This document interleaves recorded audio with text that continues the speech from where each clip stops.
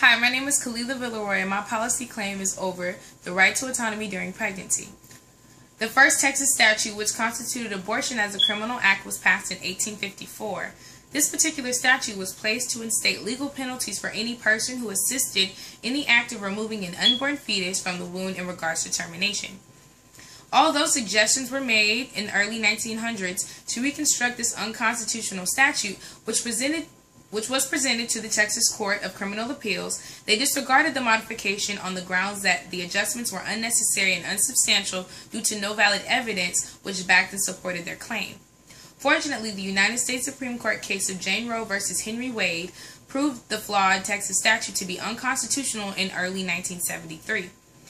The vitality of amending the United States Supreme Court's concurrence with this law that was set into place to preserve the rights of women's privacy in regards to the 14th Amendment, which contested the prohibition of all abortions in the state of Texas in 1973, is essential in continuation merely to abstain from violating the right of choice granted to pregnant patients. Although the final decision of Roe v. Wade and even Doe v. Bolton was made 4 decades ago, the granted protection of pregnant women's autonomy and their right to choice should continue to be amended on a federal level regardless of the result of the mother's autonomous decision. The Supreme Court case of Mary Doe v. Arthur K. Bolton, Attorney General of Georgia, yielded a correlating decision in concurrence with the final decision of Roe v. Wade, which was made in fact the same day on January 22, 1973. It is unfortunate that it took over a century for the United States Supreme Court to reprimand states like Georgia and Texas for their unjust practices of the law in regards to the 14th Amendment. At the time, Georgia law only permitted abortions in cases of rape, deformity of the fetus, and possibility of fatal consequences to the mother. The fact that an abortion can be legally unquestioned on the grounds of a severely deformed fetus, and on the other hand, be completely challenged if a mother merely decides that she is unfit to provide and take care of her unborn child, is beyond morally unsound.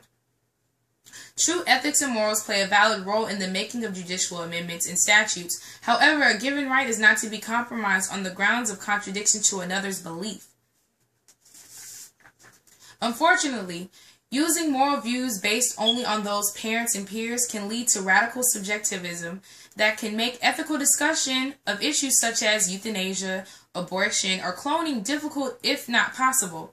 Amending a federal law that does more than just suggest that courts, medical professionals, and legislators reinforce the right of pregnant patients' autonomy instead of disregarding their rights, although is more than quintessential.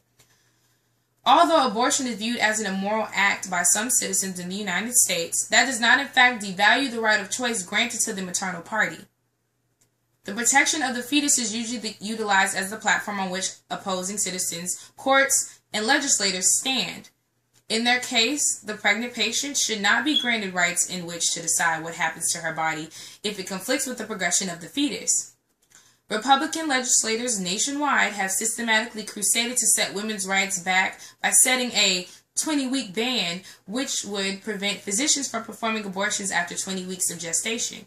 However, the fetus does not have any protection of law, which is why the United States Supreme Court encouraged states to determine when life began of their future citizens during the ruling of Roe v. Wade. Regardless of the decision of a pregnant patient, the act of any person violating her amended rights should be penalized under the United States government.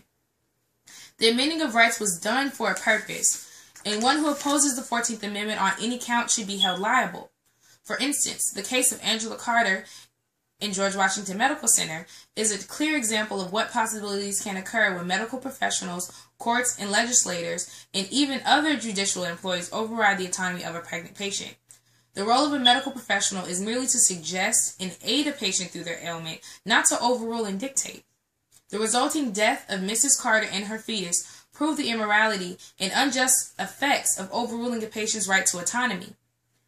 Had Carter's death been a result of her own choosing, then the overall impact of the case in the judicial system might not have been altered. However, the fact still remains that her life may have been preserved if the right to her autonomy had been honored by George Washington Medical Center and even the court which ordered the cesarean section. In conclusion, the vitality of preserving the right of pregnant patients' autonomy is detrimental in order to abide by the 14th Amendment.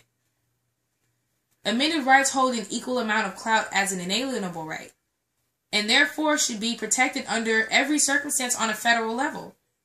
With that stated, women's right to autonomy should not be penalized when medical professionals, courts, and legislators see fit. The circumstantial ground on which the opposition utilizes as their foundation is not only invalid, but immoral as well.